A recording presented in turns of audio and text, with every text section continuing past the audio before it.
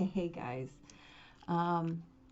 welcome back, welcome aboard, welcome home, completely and wholly dependent on where you are in relation to this channel, this energy, these messages, and this week, I suppose. This week is the 18th of October through the 24th of October 2021. So let's get right into it. So this week begins with Jupiter going direct, the moon moving into Aries, and Mercury going direct. Woo, yay. This is exciting, right? So we've got Saturn and Pluto both moved into direct motion, and now Jupiter and Mercury all in one fell swoop. Doing the same thing. So please remember that Mercury is still in his shadow for a while. And that's okay, right? That's okay. So with those big three motions, right, before 10 o'clock on Monday, Jupiter moving direct, the moon moving into Aries, and Mercury moving direct, right? Our urge to move is going to be very strong. And Monday evening, Mars trines Jupiter, amplifying those urges to move, to shift, to begin, to start, to be in motion, right? But the thing is, we don't have a lot of momentum right now. So this is going to be coming out of the gate.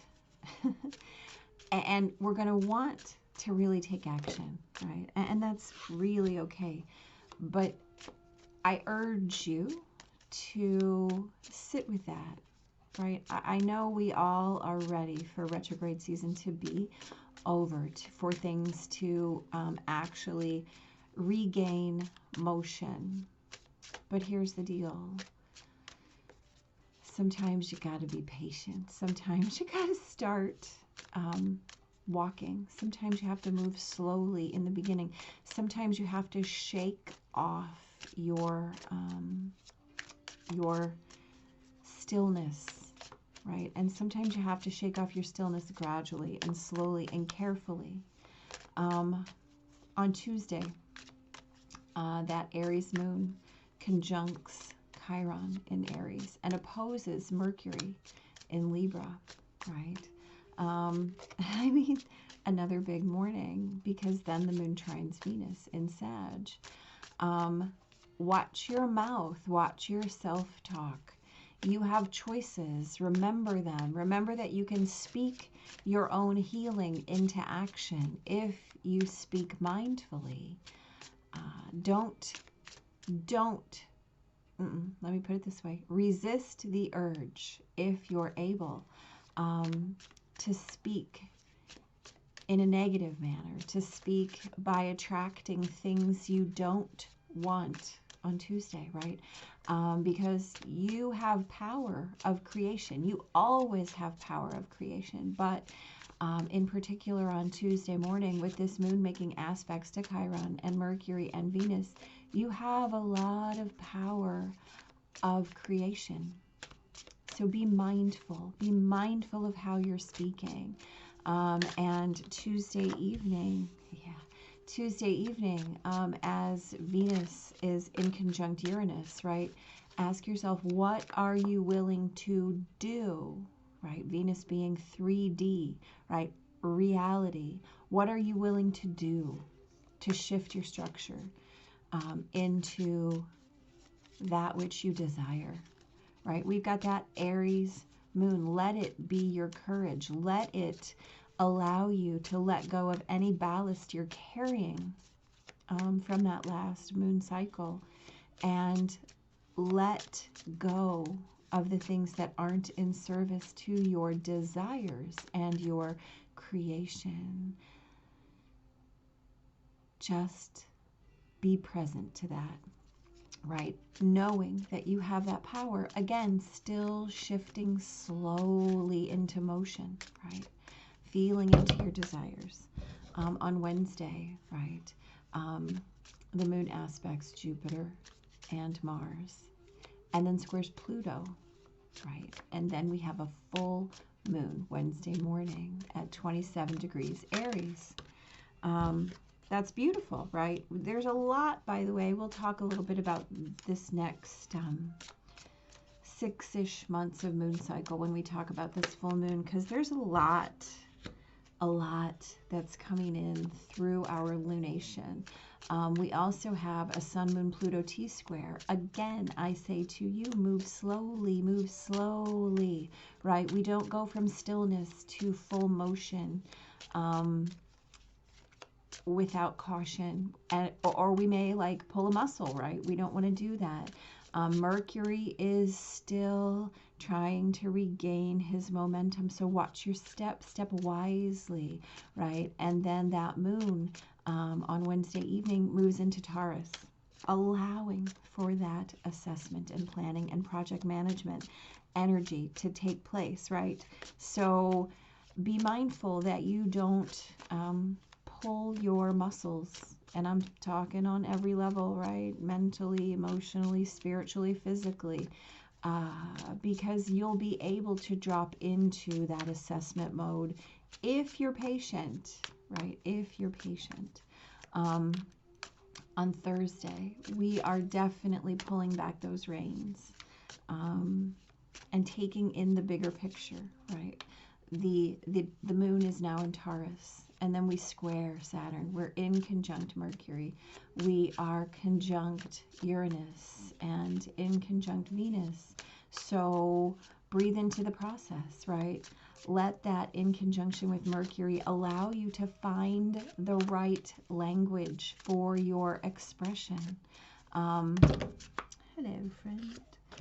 Let that conjunction with Uranus remind you to keep your soft knees, right? So that you can adapt and move with the shifts and changes, and allow that in conjunction with Venus to create a sense of welcome for those changes, right? And if it feels uncomfortable, remember that you can always try a change on without taking it on, right? You can imagine into what it feels like, what it tastes like, what it smells like, what it looks like. You can lean into that energy before you commit to it fully. And that's okay, right? That's okay. That's what we're here to do. And then on Friday, okay, so on Friday, right after midnight. Wow, nice, very nice end of the week. Right after midnight, Mars squares Pluto, right? Libra, Mars, Capricorn, Pluto. Then the moon does a little bit of dancing, right, with Neptune and Jupiter. And then the moon does a little bit of dancing later in the afternoon with Pluto and Mars, right? Before late night, the sun moves into Scorpio. So here's the deal. We've got a Libra Mars and a Capricorn Pluto, and they're squaring, right? So this is push me, pull you energy, right? I see you in there, friend. So you have options. You have options on Friday, right? We've got that Taurus moon. So we've got Venus ruled energy and Earth energy, right? So when you were a kid, did you ever play that game Statues, right? Where you just stop and you don't move. You look around, you figure out what's going on, right? This is a day to be in your breath and your experience and your presence. Look, I knew the Hanged Man was coming up. As I'm about to talk about suspension, he's reminding you early in the week to be suspended, right? Especially on Friday. Breathe, and perhaps just be in assessment. Be in assessment and awareness of what's going on. There's going to be a lot of groundedness, and you can witness that as stubbornness and reticence, or you can witness it as strength and stamina and endurance.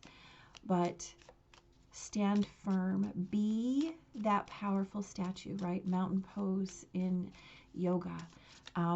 Feel into your groundedness on Friday and allow that energy to move through you like a current, right? You can allow yourself to still be that that source of energy without feeling the need to move into it, right? And here's the deal.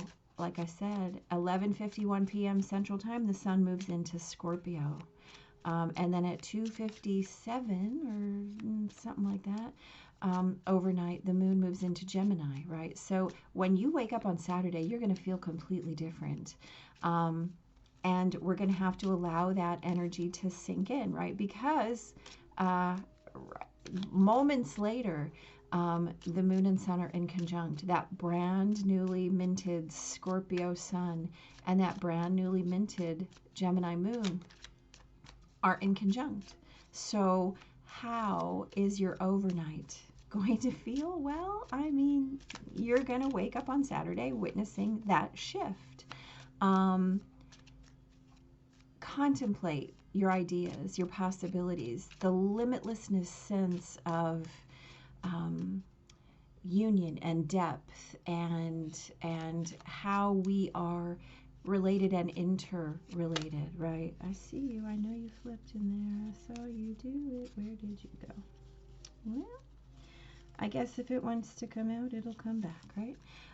So feel into that shift, right? And feel into how the day plays out as we have the moon trining Saturn and then sextiling Chiron. So again, you have the opportunity to speak your own narrative, right, of your own healed self. You get to make those choices. And with that sun in Scorpio, moon in Gemini, your options are to close down, shut down, overanalyze, become a victim of analysis paralysis, or you get to shift into your expanded, right, and higher experience. Both are available, and as always, they are your choice. Then on Sunday, we've got a beautiful moon trine Mercury. Again, you get to speak your own healing, right? So your options are to just watch your mouth, or to be in conscious creation and destruction of old narratives, of anything you're not into, right? Anything you don't want to carry forward. You get to pick, you get to choose. You always get to pick and choose, but right now that's being highlighted. And then Mercury is in conjunct Uranus. And we've got a beautiful moon, Neptune, Venus. Whoops. Okay. We got you, fam. Right, so this is about challenging what you wish to conjure, right? And really bringing forth your own magic, your own dreams. The challenge is to bring your highest and best to manifestation, right? Through the deepest vulnerabilities of your heart, your willingness to claim your desires, right? Moon, Neptune, Venus, higher octaves of that magic energy, that divinely connected energy, and how you bring that sense of divine connection into the 3D through your heart, through your feelings. And again, right? Mercury in conjunct Uranus. You're speaking it. So you're either speaking it creatively or you're speaking it destructively. Both are fine. They're just different aspects of the process. So figure it out and know what you're saying, know what you're conjuring, know what you're calling in, right? As I've said a million times, If you're conjuring the shit show, you're going to get the shit show. Don't be surprised. If you're conjuring paradise, you're going to get paradise. Be delighted. Anyway, let's talk about these cards, shall we? So on Monday, right, we talked about this is the day that Mercury and Jupiter go direct and the moon moves into Aries. We've got the Lovers, we've got the Magician. The Lovers is a beautiful card, right? Both of these cards are super divinely directed. Beautiful for a day like this. The Lovers is divine union, right? It's divine blessing. It is finding yourself in the presence of another. The Magician is understanding that you are in full abundance always, and that you are that conjurer. You are that creator, that manifester. So what are you manifesting, right? The Lovers can also be indicative of choices. And this is about choosing in alignment with your highest and best, especially as we have Mars trining Jupiter, right? This is about how are we taking motion? Well, it's divinely directed, and you do have all the power, right? So choose wisely. Choose to be in that space of expanded, heartfelt, deep expression, right? So that once you do move forward, you are in alignment, and you're also in the understanding of how and what is for you, right? How that inner work is going to manifest now that we're moving into direct motion out of retrograde season, right? So Tuesday, we talked about Chiron, the moon opposing Mercury and being conjunct Chiron, right? We talked about mind your mouth or be in creation, right? What are you willing to do to shift the structures into that which you desire? And that Aries moon, allowing it to help you let go, let things shift. So we've got the Seven of Wands, which is, the Seven of Wands is about defensive posturing. It's about feeling the need to defend, feeling the need to be in constant battle. And the Hanged Man might ask you to put that aside. What are you willing to do to shift your structures into the ones that you desire? Can you put down this sense of fight? Can you put down this sense of, I have spoken this for so long, like I'm committed to this narrative, right? Can you suspend that? Can you suspend it and witness it in a different way, right? Can you turn that narrative on its head and see what it might look like if you have the courage to shift that narrative out of this defensive posture into something more welcoming as the rest of the week begins to ask us. On Wednesday, full moon, I mean beautiful, 27 Aries. Again, we do have that T-square with the Sun, Moon, and Pluto, asking you to kind of wait, right? Watch your step. Now, this is funny, right? We've got the Eight of Pentacles and we've got the Fool, who, of course, is all about not just watching his step, but trusting his step. And then the Eight of Pentacles is, of course, as we talked about, this being as that moon moves into Taurus later in the day after that full moon, really taking space as creating that opportunity to be in assessment, to be in planning mode, to be in project management instead of reckless forward motion. The Eight of Pentacles, of course, being mastery through practice, right? What do you do every day? You practice. What do you do every day? You practice. Why do you practice? So that when you're in a situation where hypervigilance is triggered, you have the skills and tools to put your highest and best into action, right? To put your faith into action. The Fool is the beginning, right? He is always stepping smartly because he steps in faith, right? So we put our faith in our practice. That's the best way to be in assessment and planning mode. So what you do every day, gauges how wisely you're stepping and moving. On Thursday, again, we're talking about breathing into that process, right? Finding the language of your expression, witnessing the ease of change instead of the challenge of change, and then welcoming those changes. So we've got the Seven of Cups and the Knight of Wands. The Seven of Cups, of course, being a card of there are a few options, right? We can talk about this as a card of overwhelm and distraction, or we can talk about this as a card of limitless possibility, which is, a beautiful thing. We've got that Mercury in Libra. We've got, Saturn in Aquarius. We do have options. How are we rooted in those options? And what is the Knight of Wands asking us? The Knight of Wands is asking us to be in witness to that shift and change, right? To breathe into the process, to feel the inspiration, to allow the expression, to witness the fact that things are changing, and to go ahead and lean in and really welcome that change.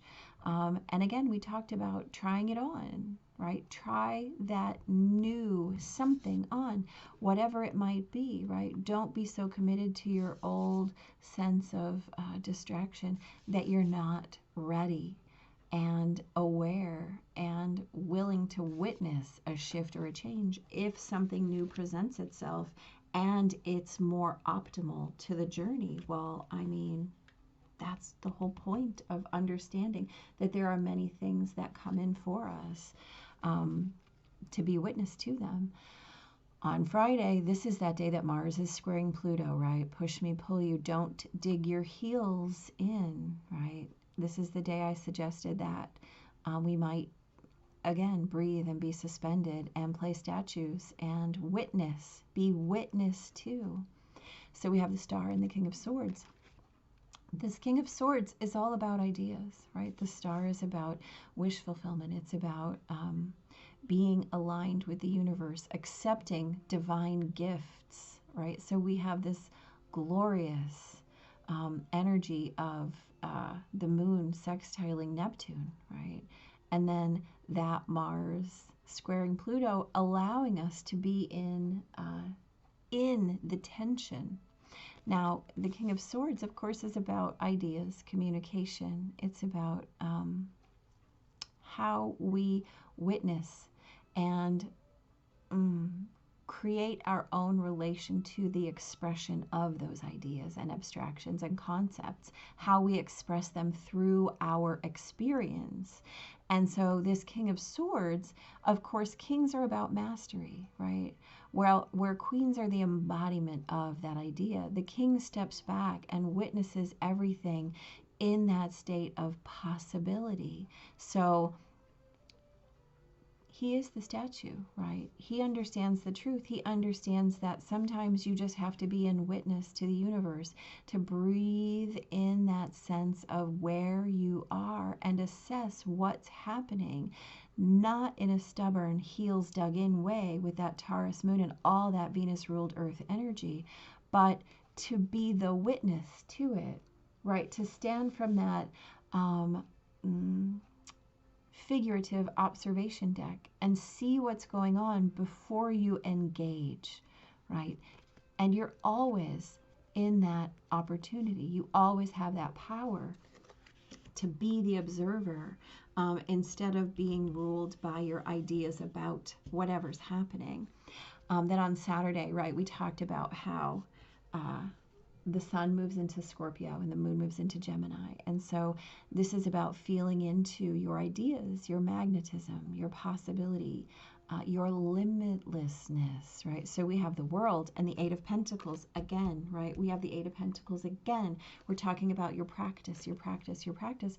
And this is the World. So this is cycles. This is allowing that shift, right? Feeling into that shift. And as I talked about, like the sun moves into Scorpio, the moon moves into Gemini, you're going to feel completely different when you wake up on Saturday.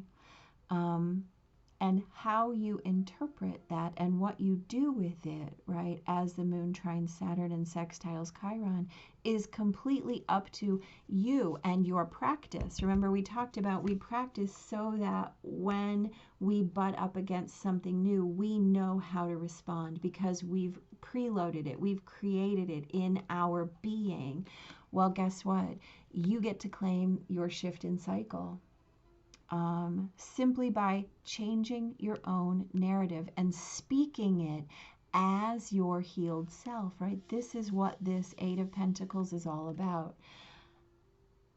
Creating the story of your healed self, creating the new story of how you respond in a different way, and then witnessing it as it shifts, right? We've got that beautiful full moon coming back for you.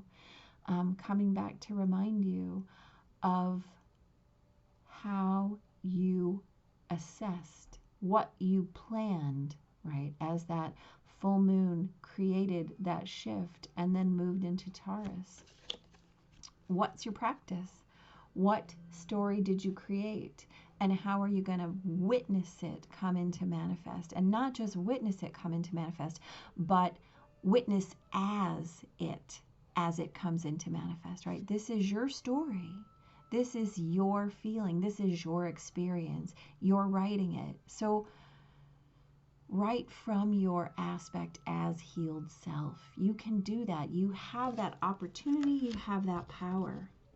On Sunday, right, we talked about this being the day where you're going to be challenged to be in your magic, right? To bring your highest into manifest, to feel into the vulnerability of your own heart and create from your willingness to claim your desires. Well, Ten of Cups is claiming your desires, right? Ten of Cups is full emotional fulfillment. It's look what we have created. Look how our hearts are manifest. And the Seven of Cups, again, right? We have these beautiful cards in repeat this week. So the way that you pull in those opportunities definitely dictates how your week is going to end up. Have you witnessed this as distraction and confusion, or have you witnessed this as opportunity? And whatever that was, whatever the answer was, you're going to feel that manifesting by the end of this week with that beautiful moon, Neptune, Venus T-square. Is it a T-square or is it a trine? No, it's a T-square. So feel into that, right? Feel into how that feels and how it allows you to pull from your deepest heart into what you're actually creating. And, you know, so we've got everything is energy, including you, which is a serious truth. It also ends up to be a 9, right, which is about completion. We've got the world. We've got the opportunity to pull forth all of this retrograde season energy and really begin to put it into action, put it into practice, to not be distracted by how it might feel right now, just to start putting your boots on the ground to create in your practice the sense of reality, not distraction. And we've got here, we've got go the distance. So let's go ahead and see what this beautiful cheetah, looks like a cheetah to me, has to say. 47. Alrighty then. Wow, I just keep missing the page every single time. There we go. So let's check him out. He's awesome, huh? Go the distance, yeah. Endurance, strength, the long haul, right? So we talked about this with that moon moving into Taurus right after that full moon. Yeah. So to bring your dream to life, you must think long-term and pay no attention to the fluctuations in the current of your experience. Joy and disappointment commingle with opportunities, so there's no need to fear the occasional obstacle. Life is not a sprint. I mean, we talk about this exactly in the beginning, right? We're talking about going slow, not racing to put things into motion before you have dropped into that state of prepared assessment, right? This card is a reminder that you have endurance, strength, and fortitude to carry you all the way. Remain true to yourself, right? Remain true to yourself.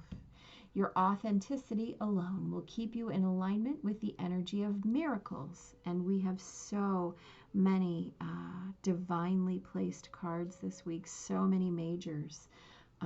What's yours will never be withheld from you. Remember that, right? So again, this is about being in alignment, right, with the universe at every step. We have the universe literally just showing you the way all week. And so can you trust? Can you give yourself power of practice? Can you keep your focus in the feelings of this beginning of the week with all this Aries moon energy, right? And can you hold your vision? Can you feel into your own breath, right? Your own desire, your own ideas, your own limitlessness sense of potential? Can you give into serendipity and allow, right, yourself to come out of that feeling of defense and be in that sense of welcome, right? This is a hard thing to do. But that's your challenge this week, right? Going the distance in terms of alignment with your own divine directedness, right? Again, we will talk about this full moon. We'll probably actually, I think I'll do a coming out of retrograde season video as well, simply to talk about that energy and how that can manifest. And then I really do want to talk about these moon cycles that are coming up, because they're really singular and they're going to offer a lot of opportunity. So we'll do that. Other than that, feel into your blessings this week, right? Feel into your sense of breath and presence. Other than that, big blessings, and we shall talk soon.